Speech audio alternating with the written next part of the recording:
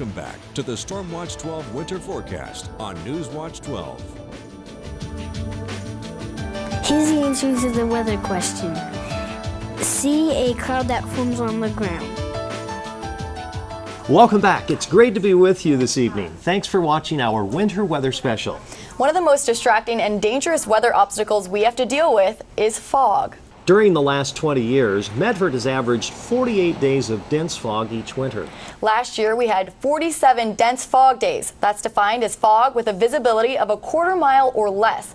In 2005, we endured 65 days of the blurry mist. But Megan, in 2001, only 21 days. When you're driving through fog, remember to use your headlights so other vehicles can see you. Slow down and leave plenty of room between you and the car ahead. Use your low beams and your fog lights if you have them. Don't pass slower vehicles. And if you have to stop, stop in a safe place off the road and turn on your hazard lights. It isn't always foggy in the winter. Assuredly, there will be many stormy days ahead. Dan's out in the elements and provides us with a quick Cascades snowpack history lesson and what recent trends may mean for this winter. Thanks a lot, Megan. You know, snowpack in the Siskiyous and in the Cascades is really very important. It's the lifeblood for agriculture and human survival. When there's lots and lots of snow, everything's okay. But when we don't have a good snowpack or enough snow during the year, agriculture suffers and so does your lawn.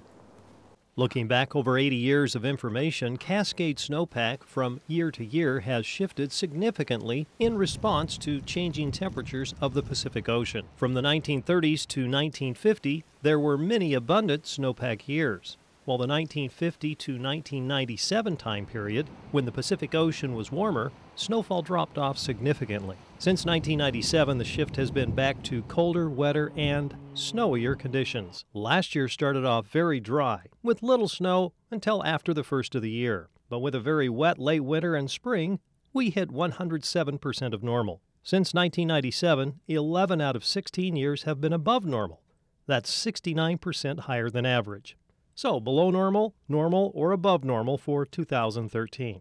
This year will not be like last year. In fact, we've started off this year colder and snowier than last year. So we thought we'd ask Ron Brown to investigate how the water melt from the snowpack is distributed in the Klamath Basin as well as in the Rogue Valley. Ron? Irrigation pipe is set aside for another year, and canals are empty except for puddles from rain that has fallen so far. They're all waiting for next spring when new crops will be planted and pastures are showing the first sign of growth. They're also waiting for winter storm water to fill lakes and reservoirs. On the east side of the Cascades, if Klamath Lake, which is way down now after a summer of irrigation and keeping fish alive, does not fill this winter, things can get very tight come summer. For us, there's no carryover storage. It's not like we have a Lake Shasta or something that can have multiple years worth of storage. We need Upper Klamath Lake to fill probably 3 or 4 times during a season, and the only way that happens is with the snowpack. To get a good idea of what snow is capping local mountains, Steve Johnson goes out every month from December through April measuring snow depth and water content on Mount Ashland. Add to that automated SnowTel monitors and the information from Talent Irrigation District surveyors and other measurements, water managers can get a pretty good idea of what to expect come summer. The snowpack is huge. Klamath Lake is very large, but it's very shallow. So the amount of water that Klamath Lake holds is probably just a little more than the project would need to irrigate. Now, about 30% of the water serving Rogue Valley irrigators also comes from the Klamath drainage, from lakes like Howard Prairie, Hyatt, and 4 Mile Lakes. On the west side, a good year of rain and snow can help offset a dry year before. That's a luxury basin irrigators don't have. The snowpack is so variable that this holdover of water from year to year is the feature that levels out the irrigation for next season. And so we have a lot of unknowns that we don't know what kind of snowpack we're going to have. We know we have carryover in the reservoirs.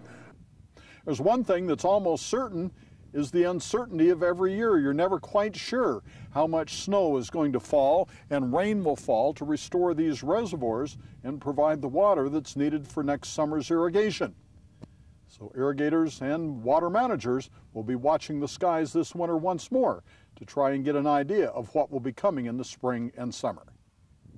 At Hyatt Lake, Ron Brown, Newswatch 12.